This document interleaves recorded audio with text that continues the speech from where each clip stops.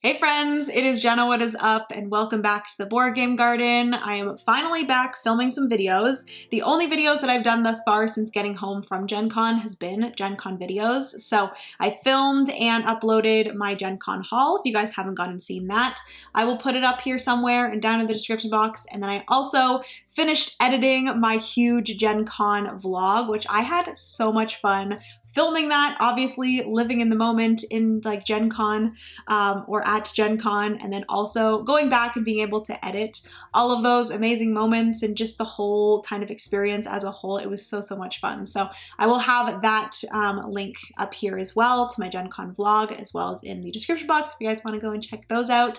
But yeah, I'm finally back filming some videos. I need to get to a ton of videos because August and September are very busy. So I'm trying to get ahead of schedule with some videos. And this is one that I've been meaning to film for a long time because it is already mid-August and I haven't talked about my top games of July. So this is going to be my kind of July monthly wrap-up video, as well as my top 10 games that I played in July. I will say that I thought I was going to play more games in July. I'll go over my like board game stats for July. I had like a few different like board game things. We also did our second like boat con, which we just basically, as a friend group, my like board game group that I play games with a lot, we do a whole weekend of board games. So we game all day, Friday, Saturday, and Sunday. I did vlog that, and I think I'm going to put that over on my Patreon. If you guys do not know, the Board Game Garden has a Patreon. I always have it linked in the description box.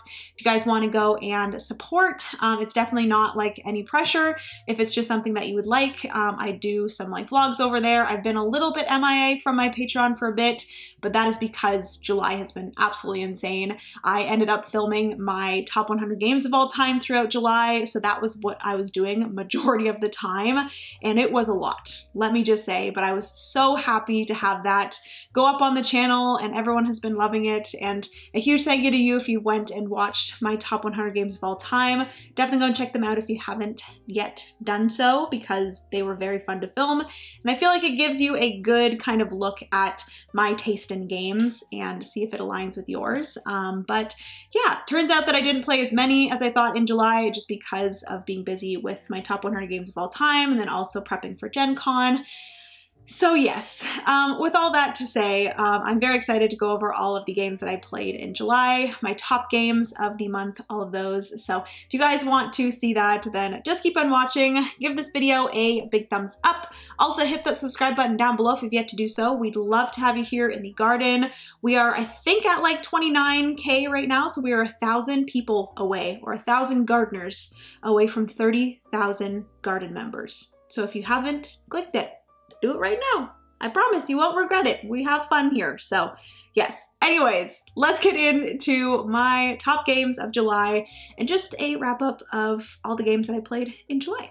Shall we? All right, so if you haven't watched any of these wrap-up videos before, basically I'm going to show you all of my board game stats, or I'm going to tell you all of my board game stats for the month of July. I use this app right here, which is BG Stats. Definitely recommend. It's a good time. But we're going to go through all of my stats, and then I'll get into some herb garden picks. So these are just small box games, party games, card games that I want to feature. I'll be featuring 3 today, and then I will get into my top 10 games of the month of July. So without further ado, for the month of July, very busy month, I played a total of 38 games, which is very low. Considering like that's within a month, I'm still playing 38 games, and I'm considering that low. That's pretty crazy, but I've had really good months where I've played like 60 to 70 games, which is pretty crazy. But I guess because this is like technically what I do for a living, I just play a lot of games. So having played 38 games it feels low to me. But anyways, 38 plays, a total of 25 different games. I've already counted them up this time, so 16 of those were new to me games, and I will be talking about my top 10 in this video. And then for BGA, I've actually been playing a lot more BGA recently, and it's becoming a problem because I'm usually sitting getting work done, and then on the side I have like my BGA open, consistently like playing BGA games, just like taking my async turns every once in a while. So should probably stop doing that. I used to just like wake up in the morning and then with my coffee I would play my games, and I think I need to go back to that because it's been getting bad. But I played a total of 22 times on BGA in the month of July. And yeah, those are all of my stats for the month of July. Like I said, a little bit lower than usual, but not absolutely crazy because it's still a lot of games. So yes, those are my board game stats, but let's get into the herb garden. So moving into the herb garden, the first one I want to talk about is one that I picked up while I was in Niagara Falls. This is when I attended the Canada Plays kind of event, and I was hanging out with Jamie from Foster the Meeple, as well as Ilya and Tyler from Covray, and we went to a board game store, and Jamie pointed out this game called Mamma Mia. So this is a little card game by Uwe Rosenberg. This is, I believe, one of his first games, and this is a game all about making pizzas, and it is primarily a memory game, which I think is so cool, and the way that this game plays is so cool. So basically in this game, everyone is a pizza chef and everyone is trying to make different types of pizza. You're going to have ingredient cards in your hand, and then you're going to have a recipe card in your hand. And on like future turns, you can actually pick up more ingredients or more recipes to kind of make up your hand. And what you're going to be doing is you're all going to be baking your pizzas in the same oven. And the really cool thing is basically you're just playing in ingredients, and then once you feel like maybe you remember the ingredients that you need for your pizza being placed in the pile, you can then on your turn place one of your recipe cards. And then once everyone has placed all their ingredient cards, all the ingredients in like the draw pile are out, and everyone has placed, you know, some of their pizzas, you're going to take that pile, you're going to flip it over, and then you're going to start kind of dealing these ingredients out. And then once you get to a recipe, you're going to see if all of the ingredients for that recipe are there. You're going to take those ingredients out, and that player is then going to be able to score that recipe at the end of the game. I think it's just like one victory point for each recipe that you successfully make. You're going to continue then bringing out more of the ingredients, and obviously some ingredients are going to be taken away because of the prior recipes. So you're just hoping that once it gets to a recipe that you put in, that there is the ingredients there. And it is just such a fun game. Huge shout out to Jamie for recommending this one. It was very fun. I believe that she got the recommendation from Rodney from Watch It Played, and then I got it from her. So shout out to both Jamie and Rodney, because Mamma Mia is wonderful. And it's kind of funny because we have a pizza making game here, and then there's also another pizza making game that I'm going to be chatting about soon. So anyways, that is the first one that I wanted to chat about. That is Mamma Mia. Moving on to the next game. This is a trick-taking game that I played during, I believe we played this during the boat con that we had, but this is a game that I received from Hachette, so a huge thank you to them. And this is a trick-taking game called Pass Pass. So I was really excited for this one. I've heard some good things about it, and I am a huge fan of trick-taking games, and I'm always down to try some new ones. And this one, I always say that I really enjoy trick-taking games that just bring in something unique.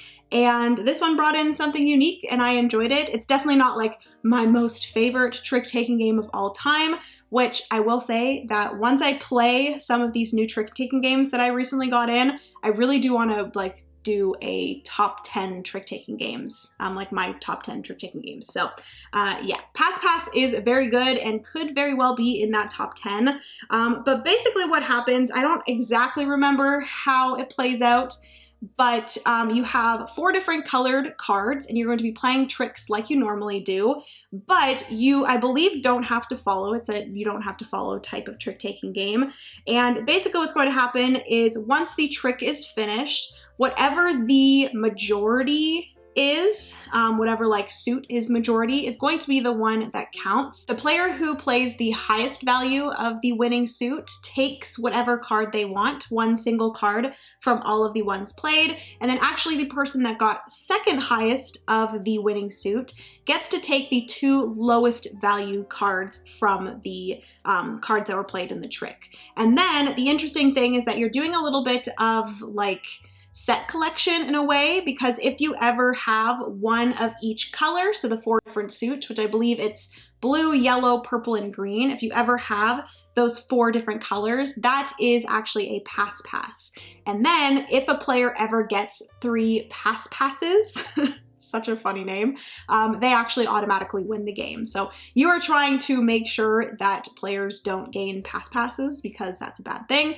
But also some of the cards have these little gems on them, which you gain victory points for those as well. And basically if you end the game and no player has gotten 3 passes, you're going to determine the winner based off of the victory points. So whoever has the most victory points. So I think it's a very interesting way to play trick-taking games. Also, the backs of the cards are the colors of the suits, so you can see what suit colors people have. I really enjoy trick-taking games like that. There's also another one called 9 Lives where you can see the like suit colors on the back, and I really think it's an interesting way to go about trick-taking because most of the time you don't know anything about the people's hands, but in these kind of trick-taking games you can kind of look at what people have and kind of determine what you're going to play based off of that. So yeah, Pass was very, very fun. I'm looking forward to playing it more, but that is another one that I wanted to feature here in the Herb Garden. And then lastly, for the Herb Garden, I wanted to feature a very fun party game. I do not have a copy of this one,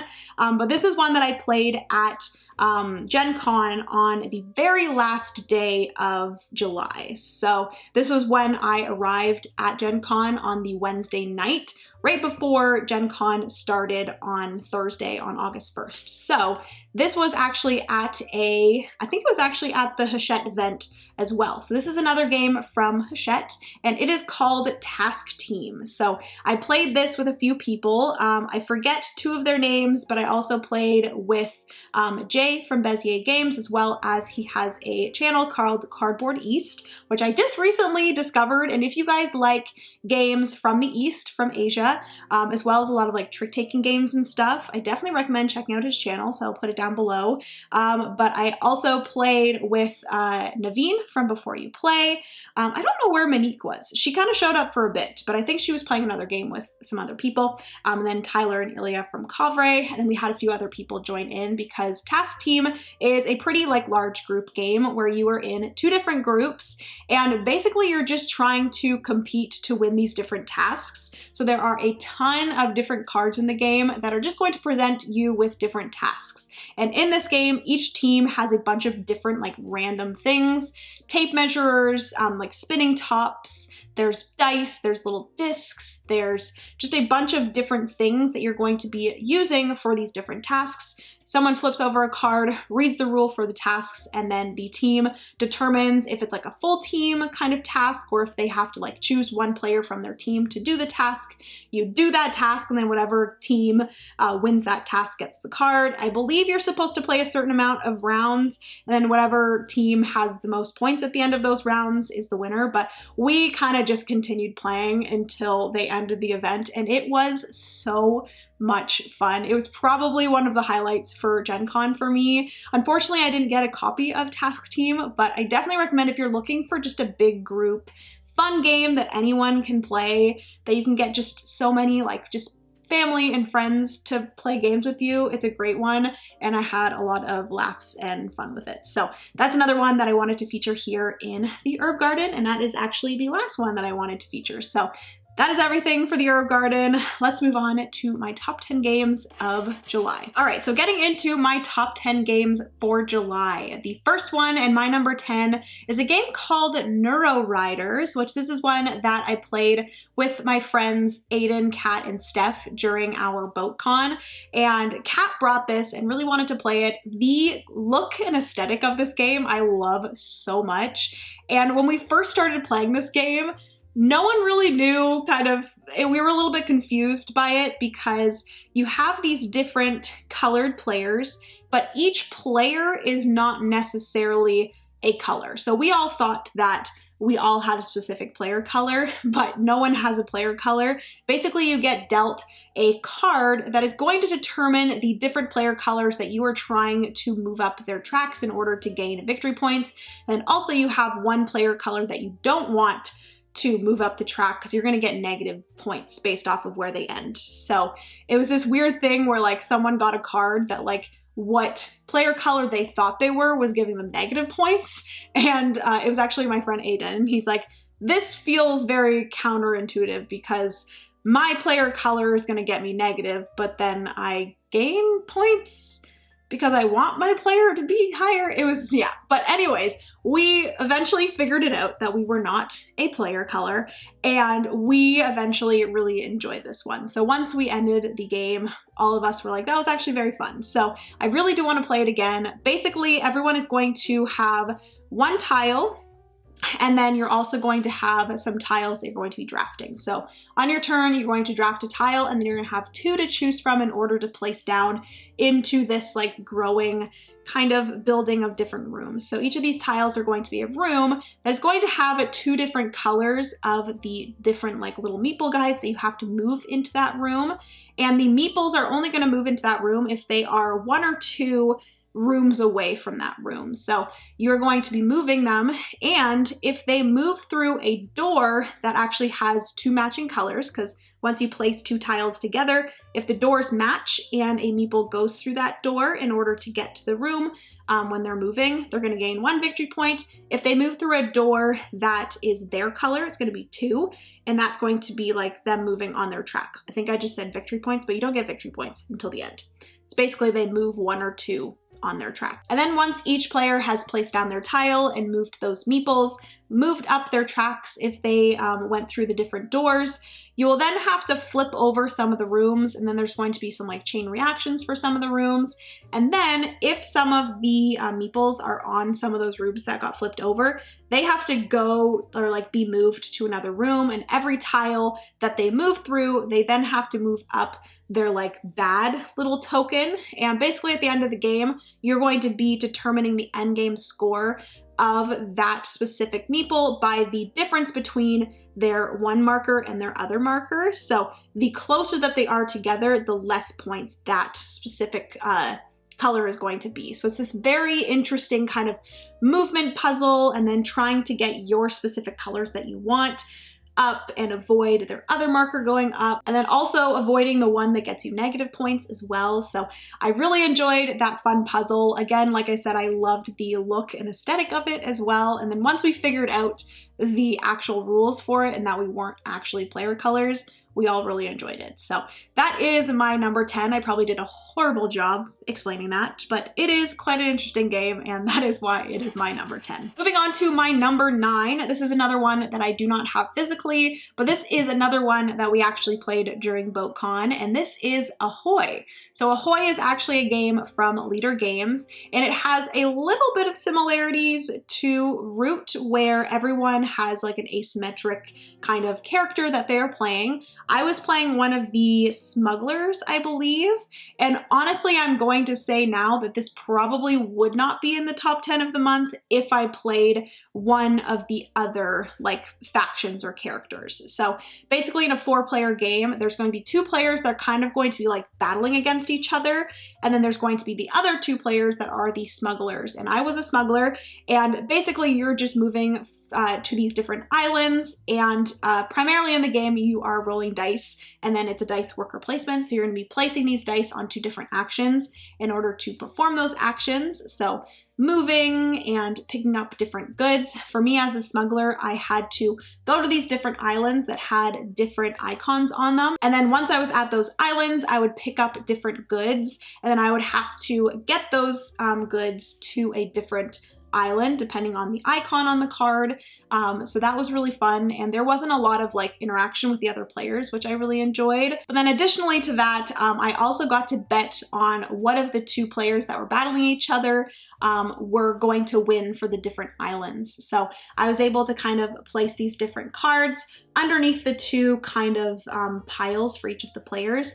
Then at the end of the game, if I got some of these estimations or predictions correct, I would gain victory points for them. So that was very fun, and I really enjoyed being the smuggler. But like I said, if I was playing one of the other two characters that were like battling for like area control, I probably wouldn't have enjoyed it as much, because I've said this before, I don't really love kind of combat and area control type games. So the reason why I enjoyed Ahoy was because I was playing the smuggler. So really enjoyed that, and that is why it was my number 9 for July. All right, so moving into number 8. So I mentioned briefly when I was talking about Mamma Mia that there was another game that I wanted to chat about that was about creating pizzas or making pizzas and actually going out and delivering them. And the game that I'm talking about is Pizza Chef. So this is actually a game that I got, and it is actually up on crowdfunding right now. So I will have the link to it down below. They did send this over for me to review. I'm not getting paid for it. I just wanted to check it out because I absolutely love the way this game looks. The aesthetic of this game is absolutely fantastic. And basically what is happening with this is Pizza Chef was a game that was already up on crowdfunding. They crowdfunded it and then they also fulfilled it. And basically this is kind of a reprinting of it with a few little tweaks to make it better. And it is now called Pizza Chef Next Generation. And basically in this game, you are doing exactly what you think. You are a pizza chef, and there is the like head pizza chef that is retiring, and he is looking for a new chef to kind of take over his place. So you are trying to prove yourself, and you are trying to bake these different pizzas and drop them off at different houses. I really enjoy the cute little puzzle of this one. I will say that it's not a super heavy game. I'd probably consider it like a light medium weight game where basically you have this little like puzzle in the center of the different ingredients that you're going to be drafting. You have to pick a row, and then you are going to choose all of the ingredients from that row or column or diagonal line that is the same color, and then you're going to draft those, and you're going to be using those different ingredients to fulfill these pizza orders, and then you're going to go and drop those off at specific houses. You also have like different missions that you're trying to complete, and you also have these different like cards that are going to be able to help you in different ways, and you have obviously the orders that you are trying to complete with the specific ingredients that you need, so on and so forth. The one game that I played of this, I did very much enjoy, so I did want to give a shout out to it. I will have the link to the campaign down below if you guys want to go and check it out. It looks adorable, and I recommend checking it out if it looks like something that you would enjoy. So that is why my number 8 is Pizza Chef The Next Generation. I will also mention that it does have a solo mode. I haven't played it yet, but I might try to play it in the near future. So moving into my number 7, this is actually a word game, which I'm typically not the hugest fan of word games, but I have really enjoyed this one. I've played it with Francis' family, my family, some friends as well, and we have really enjoyed this one. So this is a game called Word Travelers. So this is by Office Dog Games, which is kind of funny that this is here because there's another game from them in this list, but Office Dog did send this over, so a huge thank you to them, or actually they didn't send it. I picked it up at Canada Place, but this is an interesting one to explain, and it's going to be a little bit hard to explain, but basically it's a word association game where people are each player is going to try to get all of the other players to go in a specific path on the board of the places that they want to go. So each player is going to have a secret map of different spots on this board. It's going to have a bunch of different icons everywhere, and they're going to have specific spots that they want the other players to go to with their piece in order to gain victory points. So there's going to be circles that are going to be worth 1 victory point, and then stars that are going to be worth 2 victory points. And basically each player simultaneously is going to pick 4 different, actually no, it's 3 different arrows in the first round and then 5 arrows in the second round. There's 2 different rounds. And you're going to put 3 arrows of the direction that you want those people to go. And then you're going to put some words with these cards down, kind of trying to explain which one in that direction you want the players to go. So it's this very cool, just like puzzle of trying to figure out the best words to place to describe those different things. And then once every player is finished with that, you're gonna go player by player and you're going to try to kind of solve what that active player was trying to get you, or where that active player was trying to get you to go. You're going to place your 3 tokens, or in the second round, your 5 tokens of the different places that maybe that player wanted you to go, and then you're going to gain victory points based off of the ones that you got correct. That's the best way that I can explain it. It's fairly simple and I really, really enjoyed it, and everyone that we've played it with thus far has enjoyed it as well. So that is why it is my number 7. It is Word Traveler. All right, so moving on to number 6. This is going to be an interesting one to explain because we played it once. I very much enjoyed it and I do want to play it again. It was one that I didn't know quite much about before we played it. This is another one that we played at BoatCon, and my friend Aiden introduced it to us on the Friday, and that is a game called an Age Contrived, which I've briefly heard of this game, but I didn't really look too much into how the game plays. And when Aiden first started kind of teaching us the game, I was very overwhelmed. Basically, you have this board in front of you, or yeah, it's kind of like a board, and you have different spots. And this kind of way of playing the game really messed with my brain. I'm going to do a horrible job explaining it, but you have these different tokens that you're going to be placing into either the top of these spots or the bottom of these spots.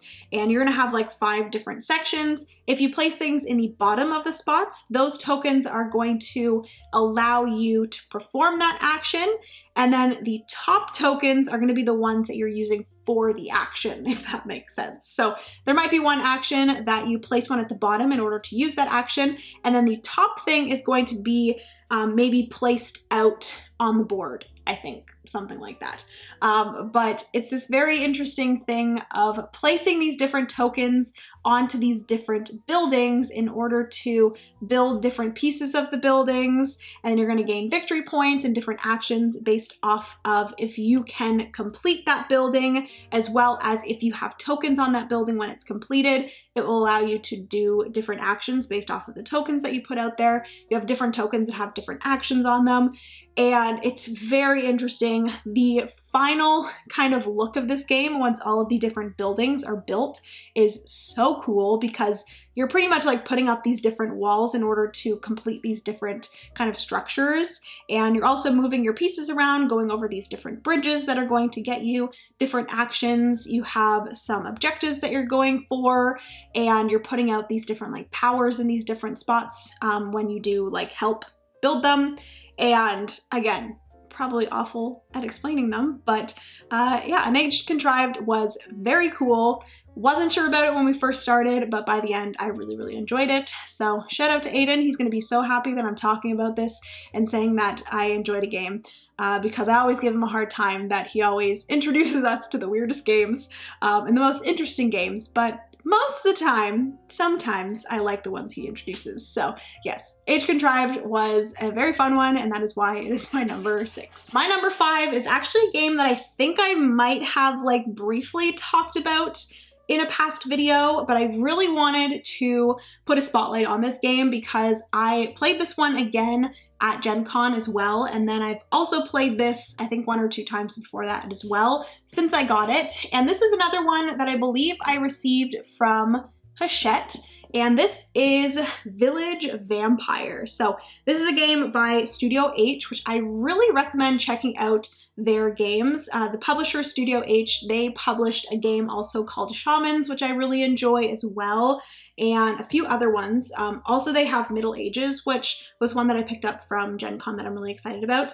But this is a game for 1 to 5 players, and basically what's happening in this game is you are building out your village, and once your village has been built out, you're going to have some monsters on the left, right, and top that are going to come and destroy your village. And based off of how you've constructed your village, the monsters are going to destroy things, and you're going to have different villagers on these different parts of your village. And the villagers that survive after these monsters have attacked are going to be your victory points at the end of the game. So very, very fun. And my favorite part of this is the kind of drafting and way that you're going to be building out your village, and also the way that you're going to get the monsters. So basically what you're going to be doing in the game is, first off, you're going to be doing some close drafting with the different parts of the village, and each of the cards is going to have a number on the top, left, and right, or just the left and right, just the top, just a combination of those. And those are going to be the strength for the sides and the top for protecting your village from the monsters. So you're going to be drafting those, building out your village, and then after that, you're going to be getting 3 cards. You're going to keep one for yourself, and then you're going to give 2 monster cards to the people to your left and your right, and then you're going to get that again. You're going to keep one for yourself and then give one to the left and the right. And then the monsters are going to attack your village, and based off of the strengths on the sides and the top, the monsters are going to attack. You're going to defend.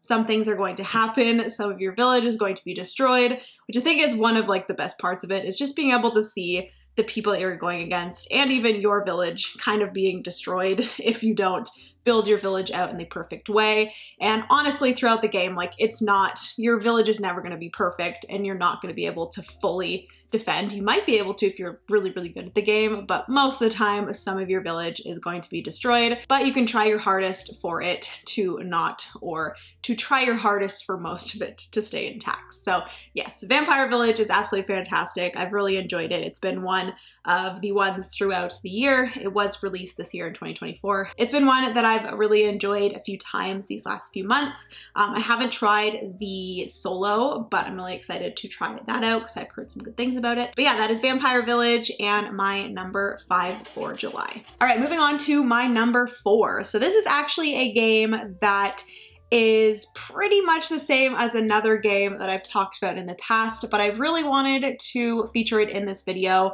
because this is one that I do now own and I have been loving. I've played this twice now, and yeah, I am so happy that they made this version of this particular game. But the game that I'm talking about in my number 4 is Foundations of Metropolis. So this is by Arcane Wonders. Huge thank you to Arcane Wonders for sending this over.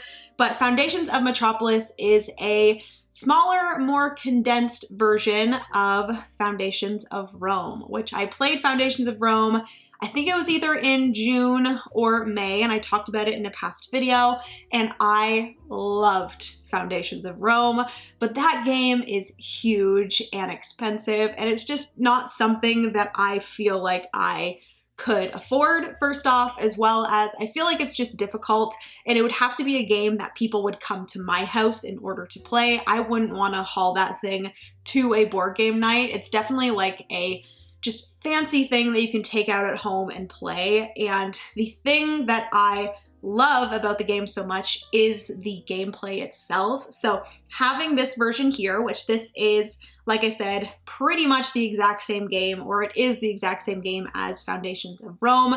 It just has different components. So basically, instead of the wonderful, amazing, like polyomino shaped 3D buildings, you're going to have the polyomino shaped tiles. And instead of building out Rome, which I will say I do prefer the theming of Rome and just the aesthetic of Rome, but instead of that, in Foundations of Metropolis, you're building out, I believe it's like a city, New York City, something like that. But yeah, the general gameplay of it is the exact same as Foundations of Rome, and it's just really nice to have this more like easy to travel with, approachable version of Foundations of Rome. If you've never played this before, basically on your turn, you are either going to be able to gain income, so money, That is very important because another thing that you can do is you can purchase land, and the board is going to be made up of these different kind of land pieces, and you are going to try to gain ownership of specific land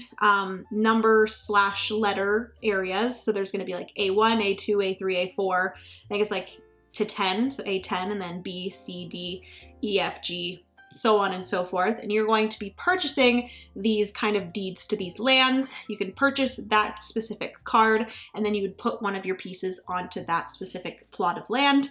And then once you have some plots of lands that create the polyomino shape, you can then take those kind of pieces off of your color and then replace it with one of the polyomino shapes that is going to be your building. And then based off of the like different tiles and where they're placed, and when you get them placed out, some of them are going to offer you ongoing income as well as ongoing population, which is ultimately going to get you a lot of victory points. But then there's also different tiles that are going to get you endgame scoring based off of where they're played and the adjacency of the tiles. So it's just this fantastic, easy to teach, easy to learn game that I enjoy so much. And the fact that they came out with this version of it that is a lot more approachable and, like I said, easy to travel with, easy to bring places, I am just so happy that they did this. So shout out to Arcane Wonders. Definitely recommend if you are ever interested in Foundations of Rome, definitely check out Foundations of Metropolis, my number 4. All right, so moving on to number 3. I actually don't have a physical copy of this one, but this was another one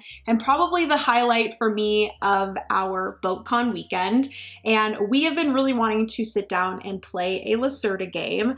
And we decided that this BoatCon, we were going to sit down and play Lisboa. So this game is a lot, and honestly, at this point, I don't even want to try to explain this huge Lacerda game, but trust me, Lacerda games are absolutely fantastic. If you have the time and the place and the people to play a Vital Lacerda game, I definitely recommend, because they are honestly like they're games, but they're also experiences, and I really enjoyed Lisboa.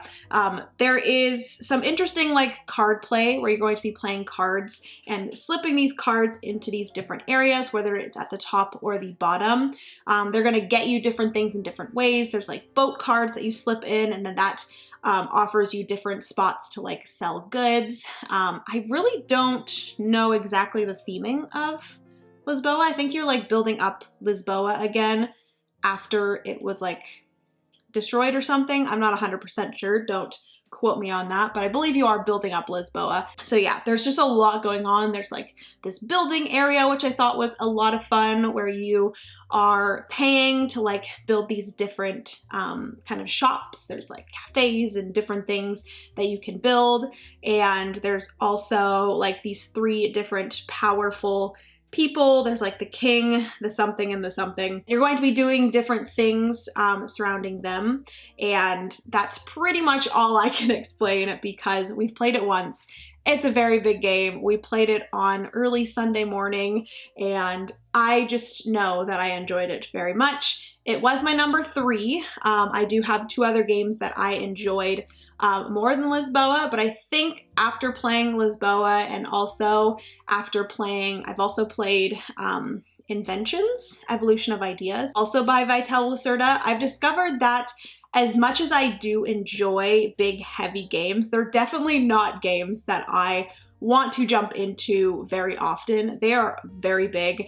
They take a lot of like thought process, and I would definitely choose other games over them most of the time, aside from times where I do want to like spend that time really thinking about, you know, the strategy and just the huge kind of experience that is a Vital Lacerda game. So yes, Lisboa was absolutely fantastic. I really enjoyed it. I do think I enjoyed Inventions, Evolution of Ideas better. And also I do think I enjoyed Kanban EV better than Lisboa as well. But I still obviously enjoyed Lisboa very much because it is my number 3 for July. So that is my number 3, Lisboa. All right, so moving into my number 2. So this is a game that I've had for a bit, and I played it once on BGA. And I will say I don't love this game on BGA, and I do really recommend if you ever have a chance to play this game in person. I enjoy it very much more in person. Just like the tactile feel of like actually playing the cards down and building out your tableau. The game that I'm talking about, I probably should let you guys know. The game that I'm talking about is Forest Shuffle. So I was finally given the opportunity to play Forest Shuffle. It was another one that we played during BoatCon, and I played it finally in person, and oh my goodness, this game is so, so good. And like I said, I did play this once before on BGA, and I enjoyed it, but it definitely didn't feel as good playing online like that. And once we had the opportunity to play this in person, I really, really wanted to. So we got to, and I think it is a fantastic kind of engine building game. There are so much variety in this game. There's so many cards. They also just recently came out with an expansion to this as well, and I really do want to grab that eventually. My only thing about this is that it doesn't have a solo mode, and I don't know, please let me know if you guys know if there is like a fan-made solo mode. I'm sure there is, because this, I feel like the gameplay would offer a pretty good opportunity to have a solo mode. But basically what you're doing in the game is you're building out this tableau of these trees that then you can tuck cards on the top, bottom, left, and right.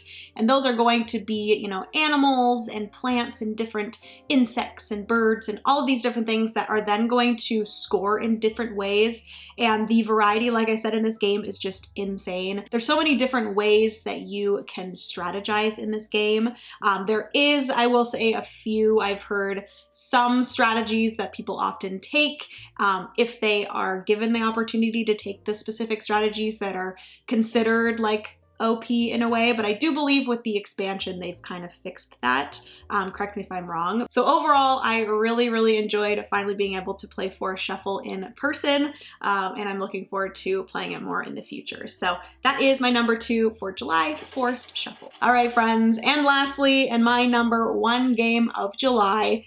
This game, I will say right off the bat, I did do a sponsored video for this game, but it was a sponsored unboxing. So I simply just unboxed the game. This was even before I played the game, and me getting paid to do the unboxing does not sway my opinion in any way whatsoever. Obviously, you can form your own opinion on that, but this game, once I actually played it, I can confidently say and genuinely say that this is such a good game, and I have been obsessed with this game.